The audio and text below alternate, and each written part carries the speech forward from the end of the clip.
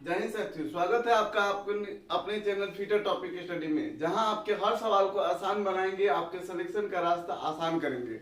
और आज का हमारा सेशन मजेदार सेशन रहने वाला है वेल एग्जाम प्रैक्टिस का, जो आपको कहते हैं ना कि लाइव टेस्ट में इसका यूज किया कीजिए। एकदम टेस्ट 20 क्वेश्चन में आप 20 के 20 बना पा रहे हैं कि नहीं, ये भी चेक करते चलेंगे।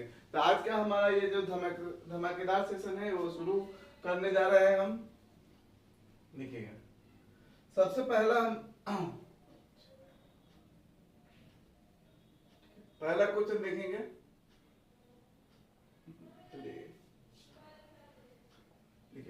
आज का हमारा पहला क्वेश्चन है। आज का हमारा पहला क्वेश्चन देखेंगे। जो लोग नए हैं चैनल को सब्सक्राइब कर लीजिए, ठीक है ना। चैनल पहला क्वेश्चन देखिएगा, कॉपर एवं एल्युमिनियम की, क्या क्वेश्चन है, कॉपर एवं एल्युमिनियम की टैपिंग के लिए किस सुशीतलक कौन सा होता है, ठीक है ना। यहाँ जो होता है पूछा गया है, इंग्लिश थोड़ा देख लीजिएगा, हिंदी में इसी तरह लिखा जाता है, ठीक है ना। कूलेंट किसका, कौन से कूलेंट का प्रयोग किया जाता है एल्युमिनियम और कॉपर के लिए। तो वहां जो होता है ऑप्शन ए है केरोसिन, बी है लॉर्ड ऑयल, सी है सोडा जल और डी है शुष्क जल। शुष्क है ना, ड्राई, इसको जल नहीं होगा, सॉरी ये हवा होगा, शुष्क है, ठीक है, ड्राई। तो यहाँ देखिएगा, इसका राइट आंसर हो जाता है केरोसिन। क्या हो जाता है, केरोसिन तेल। आपको नॉर्मली अगर आपको याद भी है कि एल्युमिनियम का तो कटिंग के लिए कूलेंट के रूप में किसका उपयोग करते हैं, केरोसिन तेल का उपयोग करते हैं। अच्छा, इसमें बार बार जो है, इसमें जो है पूछा जाता है कि सॉलिड लुब्रिकेंट,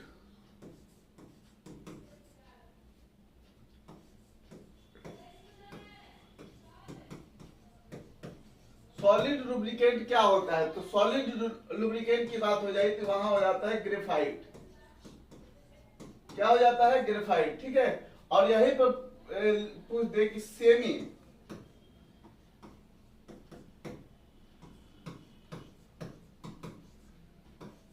सॉलिड लुब्रिकेंट की बात आ जाए, ठीक है ना। ये याद रखिए, लुब्रिकेंट से बहुत इंपॉर्टेंट है, तो वहां हो जाता है ग्रीस। क्या हो जाता है, ग्रीस। तो इनको इसको जो है याद रखिएगा, ठीक है। क्या करेंगे आप लोग, सेमी, ठीक है, इसको आप लोग याद रखिएगा। आगे नेक्स्ट क्वेश्चन देखिए। अगला क्वेश्चन है हमारा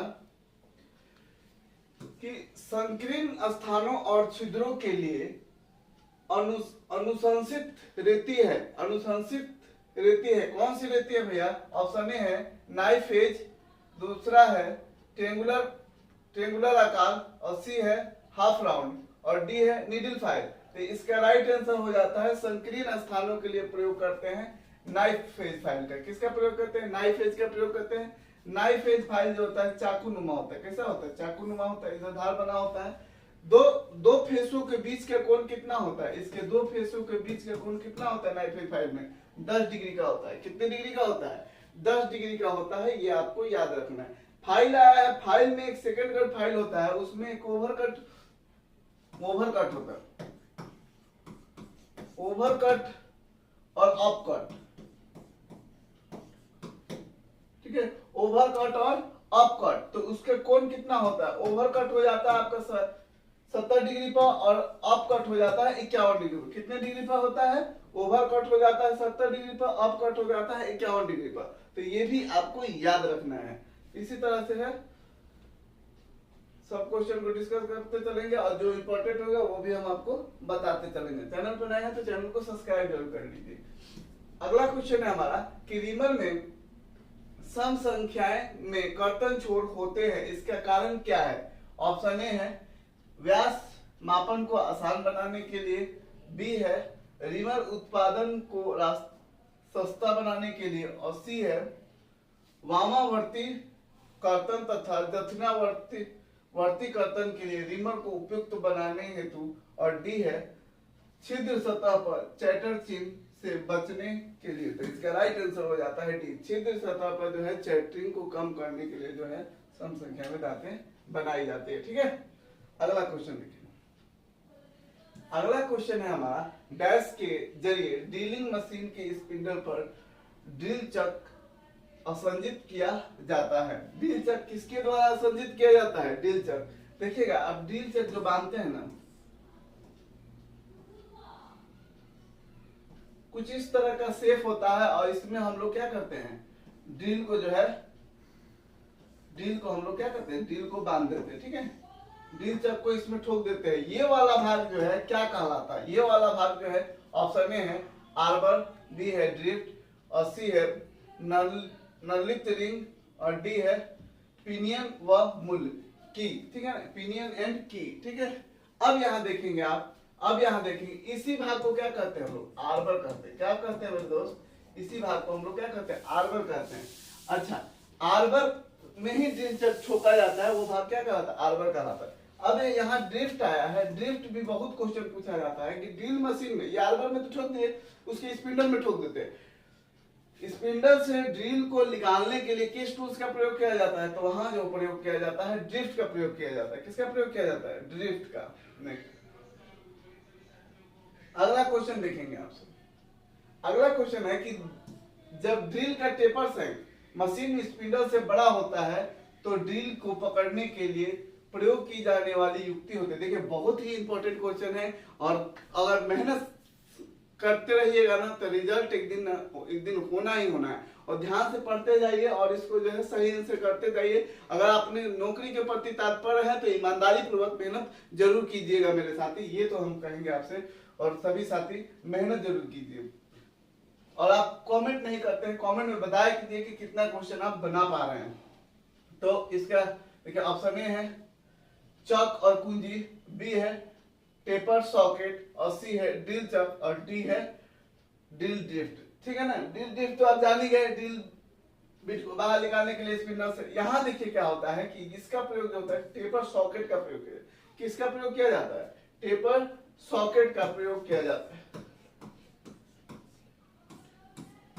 यहाँ किसका प्रयोग करते हैं देखिएगा, ड्रिल स्पिंडल से अगर ड्रिल के स्पिंडल जो है उससे अगर ड्रिल चक का व्यास ज्यादा होगा, क्या होगा, ज्यादा होगा, तो हम वहां प्रयोग करते हैं टेपर सॉकेट का। किसका प्रयोग करते हैं, टेपर सॉकेट, टेपर सॉकेट का ही सॉकेट का प्रयोग करते हैं। किसका प्रयोग करते हैं, सॉकेट का प्रयोग करते हैं। और साथ ही साथ आपको ये याद रखना है कि ड्रिल स्पिंडल, लिख लीजिए कहीं, लिख लीजिए भैया, अगर आगे चल के एग्जाम निकालना है तो लिख लीजिए, ड्रिल स्पिंडल से अगर व्यास छोटा हो तो वहां प्रयोग करते हैं स्लीव का। किसका प्रयोग करते हैं, स्लीव का प्रयोग किया जाता है। ये बहुत इंपॉर्टेंट क्वेश्चन है, बार बार इसमें जो है बच्चे फंस जाते हैं। देखिए आपकी जानकारी के लिए बता दें, सब लोग पहले बताता है लेकिन हम बाद में बताते हैं। इसलिए बाद में बताते हैं कि हम जानते हैं कि अभी तक वही बच्चे जुड़े हुए हैं हमारे साथ, वही बच्चे जुड़े हुए हैं जो एग्जाम निकालना चाहते हैं। उनके रगों में हमेशा ये दिमाग में दौड़ रहा है कि कैसे नौकरी लिया जाए। हम जानते हैं वही बच्चे अभी तक देख रहे होंगे। तो अभी तक आपकी तैयारी में जो है, तैयारी में लगे हुए हैं, तो ईमानदारी पूर्वक मेहनत कीजिए। और ये जो है हमारे फीटर टॉपिक स्टडी द्वारा जो है 15 सेट आपको कराए जा रहे हैं भेल एग्जाम के, ठीक है ना। पर सेट में जो है 120 क्वेश्चन है, अकॉर्डिंग टू सिलेबस रहने वाला है। Trade engineering, drawing, workshop, calculation और रीजनिंग के साथ एक बेहतर कलेक्शन है जो कि बार बार किसी न किसी एग्जाम में पूछा गया है। और एकदम क्वेश्चन जो है मॉडरेट टाइप का है, ठीक है, मॉडरेट टाइप के क्वेश्चन है जो आपको बनाएंगे तो आपको जो है अच्छा अनुभव मिलेगा। अगर आप नहीं लेना चाहते हैं तो मात्र 199 रुपए में आपको मिलने वाला है। कितने का मिलेगा आपको, मात्र 199 रुपए में 15 सेट और साथ साथ free ED book, free WCS book और फ्री जो है नोट्स आपको मिलने वाले। तो इतने चीज इतने कम प्राइस में आपको उपलब्ध कराया जा रहा है कि जिससे आपकी तैयारी बेहतर हो और 2025 में आप नौकरी ले पाए, ठीक है। और एक सेट यहाँ फ्री है, एक सेट फ्री भी है, वो भी फुल सेट। 5 को 6 क्वेश्चन फ्री दे दिए, नहीं, फुल सेट फ्री है आपके लिए, जो कि एकदम आप जो कहिएगा वो सेट दे देंगे आप कहिएगा तो। लेकिन जो अब सेट फ्री है आप जाके दीजिए, जो कि पूरे 120 क्वेश्चन का सेट रहने वाला है। फीटर टॉपिक स्टडी का यही लोगो है, आप देख सकते हैं, यहाँ लोगो है। जाइए प्ले स्टोर से डाउनलोड कीजिए, या हम नीचे लिंक अवेलेबल करा देंगे, वहां से लिंक से आप डाउनलोड करके एग्जाम टेस्ट जरूर दीजिए। नहीं ले पाएंगे कोई बात नहीं, एग्जाम टेस्ट जरूर दीजिए। आप तैयारी को बेहतर बनाना चाहते हैं तो टेस्ट ले लीजिए, ज्यादा प्राइस नहीं है।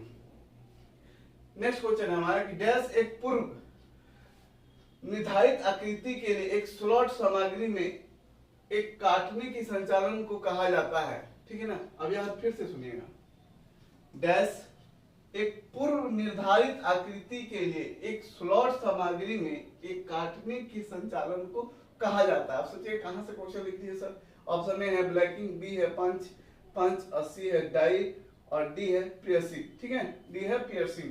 तो इसका राइट आंसर हो जाता है ब्लैकिंग। देखिए एक निर्धारित जो है जब कोई सीट हो गया ना और इसमें एक होल बनाना है तो गए और ऊपर से एक पंच मार दिए ऊपर से और ये जो है सीट कट के निकल गया तो वही कहलाता है ब्लैकिंग, ब्लैकिंग कहलाता है। लेदर उधर पे चाहे मुलायम कपड़ा में जो है कपड़ा नहीं कहते, लेदर वगैरह का सीट होता है ना, जैसे चप्पल वगैरह बनने का सीट होता है तो उसमें जो है राउंड होल बना देते हैं, एक बस सांचा बना हुआ है उसको काट दिए तो वही कहलाता है ब्लैंकिंग। क्या कहलाता है?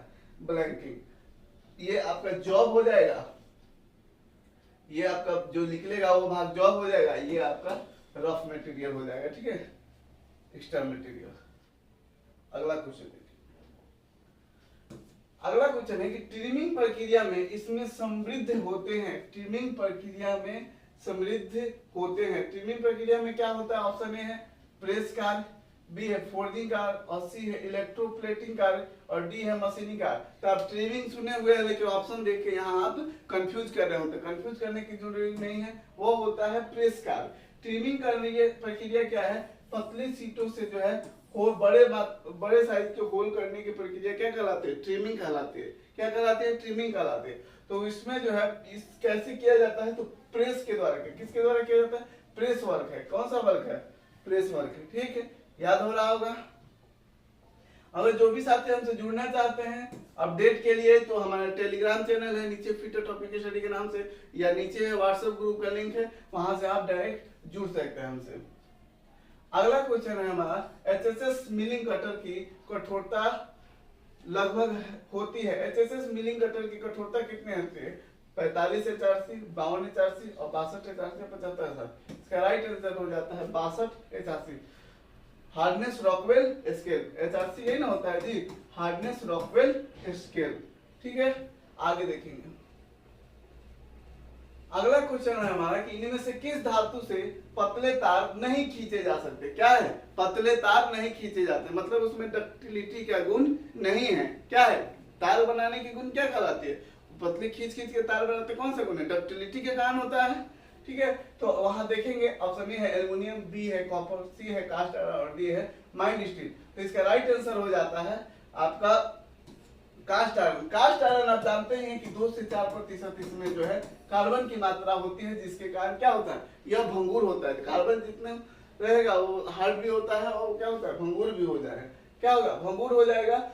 तो यहाँ जो एल्युमिनियम का आप सुने होंगे, जनरल भी आप अगर नहीं भी मालूम है तो आप दिमाग लगा सकते हैं। एल्युमिनियम का तो तार देखे ही हैं, तांबा का तार आप देखे ही होंगे, माइल्ड स्टील जो GI वायर आप देखे ही होंगे, वो तो ये सीधा समझ में आ जाता है कि कास्ट आयरन का नहीं बनता, ठीक है।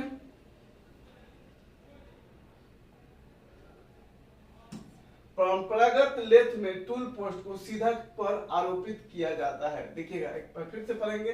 परंपरागत लेथ में टूल पोस्ट सीधा डैश पर आरोपित किया जाता है। ऑप्शन ए है सैडल, बी है टॉप स्लाइड पर और सी है क्रॉस स्लाइड पर और डी है कंपाउंड रिस्ट पर। तो ये जो क्वेश्चन पूछा गया है कि टूल पोस्ट कहाँ आरोपित होता है, मतलब ये क्रॉस कैरेज के भाग है। आप भी जानते हैं कैरेज पे स्थित होता है टूल पोस्ट। अब उस कैरेज में टूल पोस्ट कहाँ स्थित होता है ये आपको बताना है। तो यह जो होता है टॉप स्लाइड पर स्थित होता है। किस पे स्थित होता है? टॉप स्लाइड पर स्थित होता है, ठीक है। अब क्रमबद्ध हम बता देते हैं कि कैसे होता है, ठीक है। क्रमबद्ध आपको बता देते हैं कि कैसे होता है। पहले आप जान जाइए कि 1 नंबर पर आता है सैडल। क्या आता है? नीचे हो जाता है सैडल।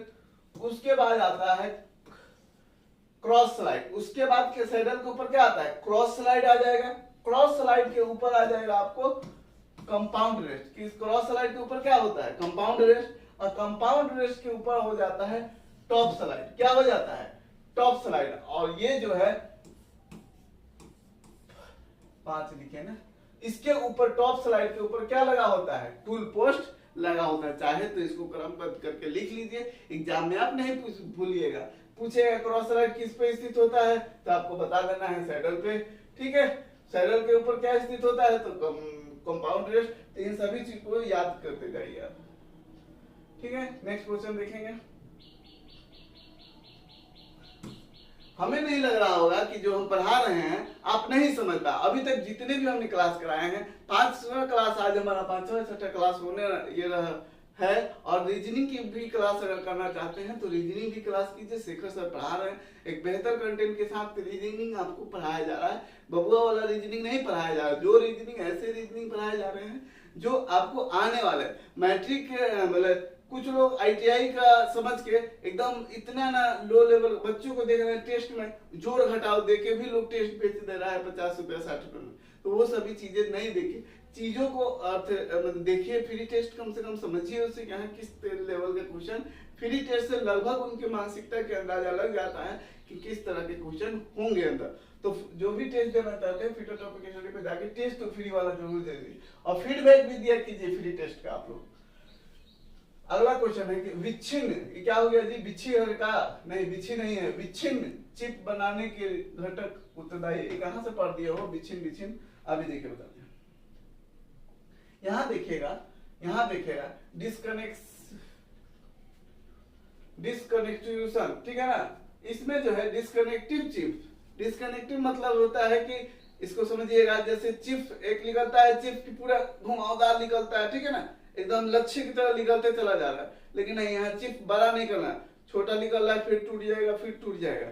तो वो ऐसे कैसे होगा, उसके लिए क्या करना होगा, उसके लिए करना क्या होगा, हम लोग निम्न कर्तन गति तथा बड़ा रेख कोण बी है, निम्न कर्तन गति तथा छोटा रेख कोण और सी है, उच्च कर्तन गति तथा बड़ा रेख कोण और डी है, उच्च कर्तन गति तथा छोटा रेख कोण। इसके लिए हम लोग क्या करेंगे, इसके लिए अगर बात किया जाए तो इसके लिए हो जाता है आपको राइट आंसर है बी, निम्न कर्तन गति तथा छोटा रेख कोण। क्या करेंगे, निम्न कर्तन गति रखेंगे और रेख कोण क्या करेंगे, छोटा रखेंगे। तो याद देखिए दिमाग में, छोटा कटिंग चिप्स निकालना है तो निम्न दाब भी रखना है, छोटा दाब मतलब निम्न दाब मतलब धीरे रखेंगे और छोटा रेख कोण, सब चीज छोटा रहेगा। ठीक, इस तरह से आप याद रखेंगे। कुछ दिमाग लगाइए तब एकदम क्वेश्चन समझ में आएगा और बहुत आसान लगेगा। अगला क्वेश्चन है कि फीड शाफ्ट से क्रॉस स्लाइड चालन, फीड शाफ्ट से क्रॉस स्लाइड चालन स्थानांतरित करने के लिए यंत्राविन्यास उपयोग किया जाता है। देखिए हिंदी प्रॉपर लिखना जरूरी है क्योंकि आपको सुनने को मिले, देखने को मिले, तभी तो आप बना पाइएगा, नहीं तो पता चले वहां लिखने लगे कुछ और आप समझ ही नहीं पाएंगे। ठीक है, क्या होगा, वहां आप समझ ही नहीं पाए। पूछा गया है कि फीड शाफ्ट और क्रॉस स्लाइड किसके साथ चलता है, किसमें रहता है, ठीक है ना। तो यहाँ देखिएगा जेनेवा मैकेनिज्म, ठीक है, और बी है फोर बार मैकेनिज्म और सी है एप्रन मैकेनिज्म और डी है स्लाइडर क्रैंक मैकेनिज्म। इसका राइट आंसर हो जाता है एप्रन। एप्रन कौन सा भाग होता है, एप्रन कपड़ा जो फोर्जिंग में पहनते हैं वो वाला एप्रन नहीं है। यहाँ जो है सैडल के नीचे वाला भाग जो इस तरह के जो आप कैरेज देखते हैं, कैरेज में नीचे वाला भाग इस तरह का गिरा होता है, उसमें हैंडल लगा होता है, कैरेज हैंडल वगैरह, वही कहलाता है एप्रन। क्या कहलाता है, हाफ नट वगैरह उससे जुड़ा होता है, वही कहलाता है, क्या कहलाता है, एप्रन कहलाता है। तो उसी में सभी यंत्र जुड़े होते हैं जो फीड शाफ्ट से कनेक्ट किया जाता है। ठीक है, अगला क्वेश्चन देखेंगे कि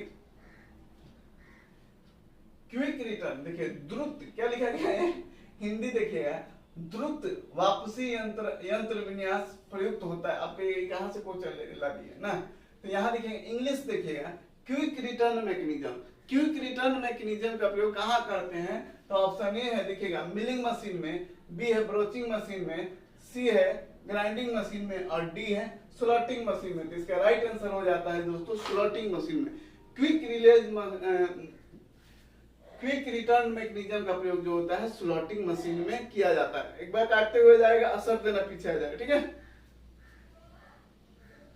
अगला क्वेश्चन देखिए।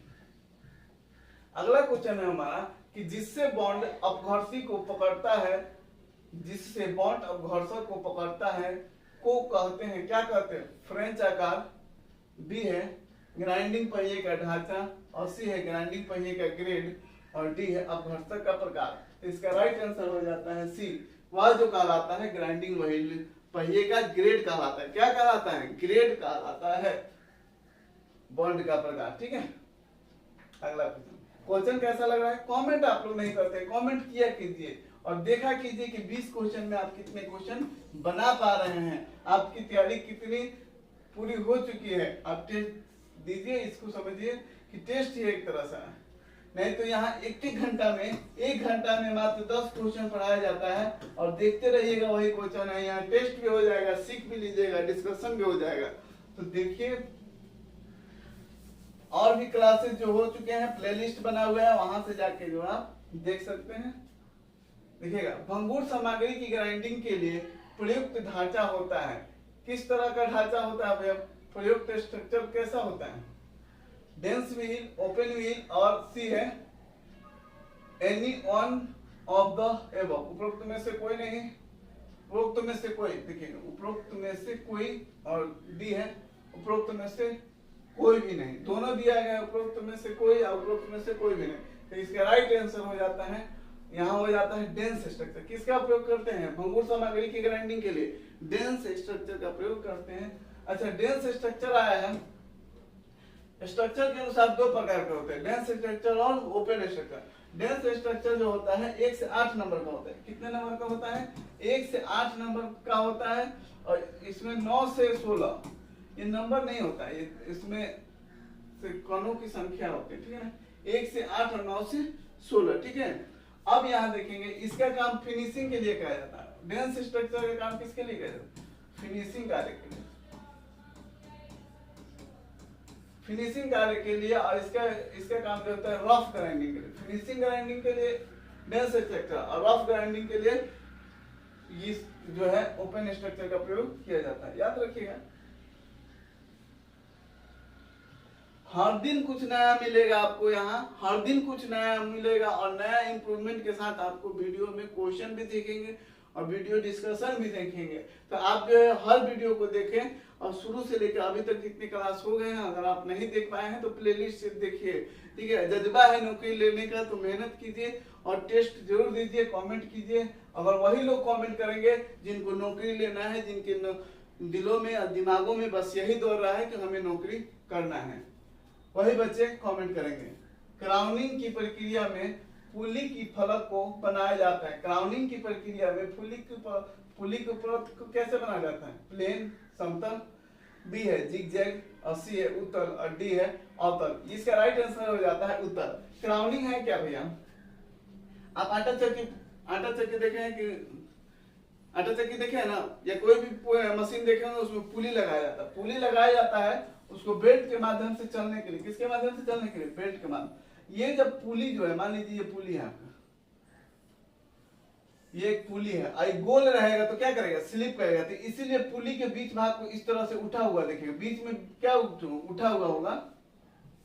बीच में क्या होगा? हल्का सा उठा हुआ होगा, जो उत्ता लगा। कैसा होगा? उत्ता लगाएगा, ये ऐसे होगा, ठीक है ना। बीच में हल्का सा उठा उभरा हुआ टाइप का। ढोलक देखे ना, ढोलक देखे ना, बीच में उठा हुआ, ठीक उसी प्रकार का होता है, जिसे हम लोग कभी क्राउनिंग भी करते हैं। कभी पूछ देता है एग्जाम में, पुली के बीच वाले भाग, उभरे भाग को क्या करते हैं? तो उसे हम क्राउनिंग करते हैं। किस तरह का होता है? कॉन्वेक्स, उत्तल होता है, ठीक है। कैसा होता है? उत्तल होता है। इसको क्यों बनाया जाता है भैया? ये जो है बेल्ट स्लिप ना करे, ठीक। अगला क्वेश्चन देखिए।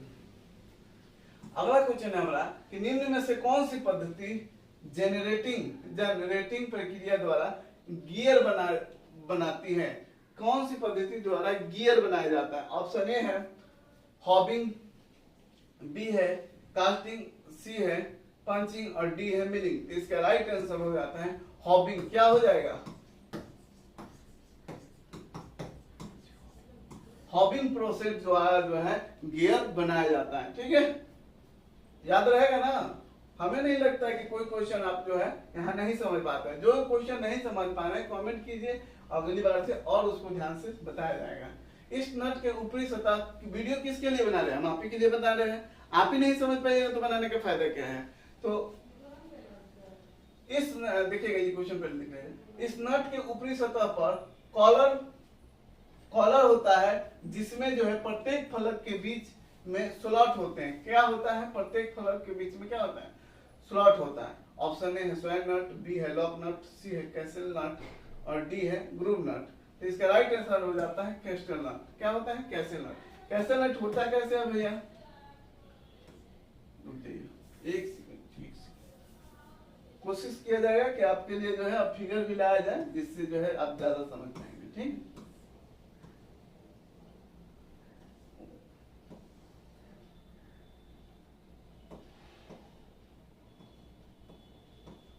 चलिए इस तरह का रखिए।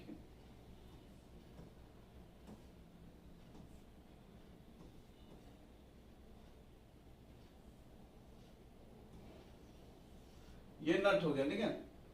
अच्छा चलिए, ये नट के ऊपर कॉलर बना, क्या बना होता है, ऊपर ये वाला भाग के कॉलर हो गया, इसमें जो है स्लॉट कटा होता है, जो वो कहलाता है कैसल नट। क्या कहलाता है, कैसल नट। कैसल नट के ऊपर स्लॉट कटा होता है, किस लिए, स्प्लिट प्लिट डालने के लिए, जिससे वो लॉकिंग हो सके। ठीक है, अब यही जो होता है, और इसके अगर ये नट के, ये जो नट आप देख रहे हैं, ठीक है ना, ये नट देख रहे हैं, अगर इसी में स्लॉट काट दिया जाता है, इसी को स्लॉट काट दिया जाता है, तो यह हो जाता है स्लॉटेड नट। कौन सा हो जाता है, स्लॉटेड नट।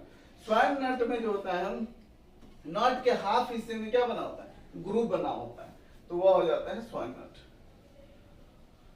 अगला क्वेश्चन देखेंगे। अगला क्वेश्चन कर रहा है कि किस प्रकार के अग्निशामक का उपयोग द्रव के कारण लगने वाले आग के लिए किया जाता है। लिक्विड द्रव से लगी आग के लिए कौन सा क्लास का फायर कहलाता है। ठीक है ना, तो ऑप्शन ए है category A, B, C, D. इसका राइट आंसर आपका हो जाएगा, कौन सा हो जाएगा, कैटेगरी बी। कैटेगरी क्या, कैटेगरी लिखा गया है, क्लास लिखता है अधिकतर, क्या लिखेगा, क्लास। क्लास बी इसका राइट आंसर है। ठीक है ना, अब यहां देखेंगे class A fire. Class A fire में होता क्या है, सुन लीजिएगा। क्लास ए फायर में कपड़ा चमड़ा जूट से लगी आग जो होता है, किस में होता है, कोयला चारकोल से लगी आग क्लास ए फायर में किस में होता है, क्लास ए फायर में होता है। और उसको बुझाने के लिए सोडा एक्सटिंग्विशर का प्रयोग किया जाता है। किसका प्रयोग किया जाता है, सोडा एक्सटिंग्विशर का।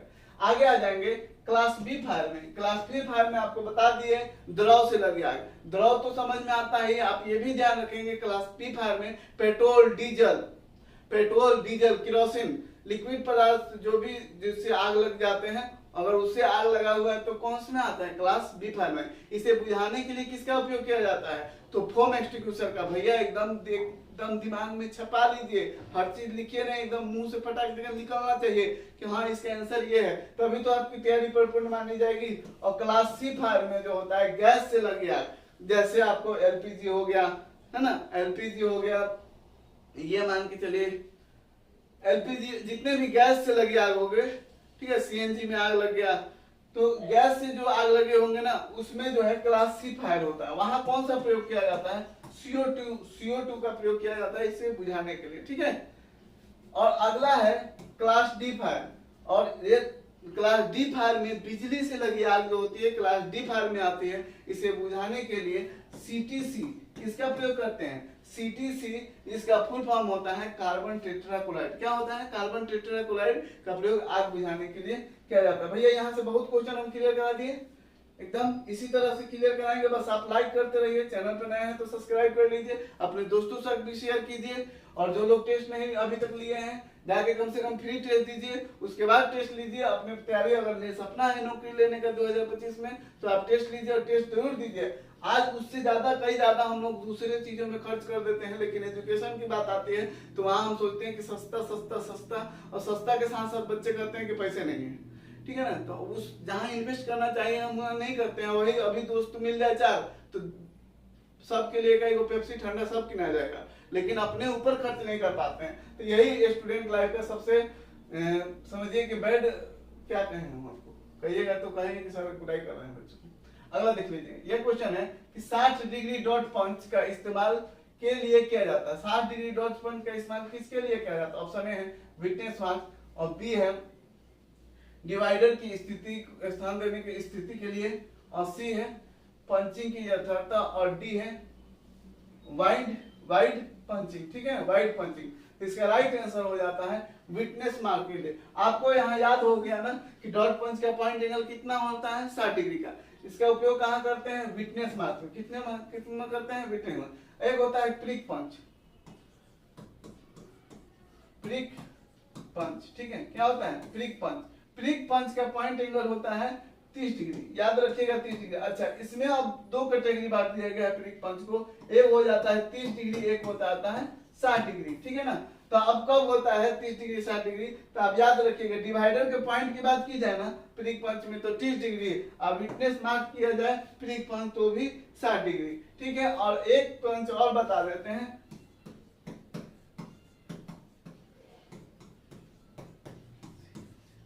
सेंट्रल पंच का अगर पॉइंट एंगल पूछ दे तो यह हो जाता है 90 डिग्री। डील करने से पहले उसके केंद्र को स्थान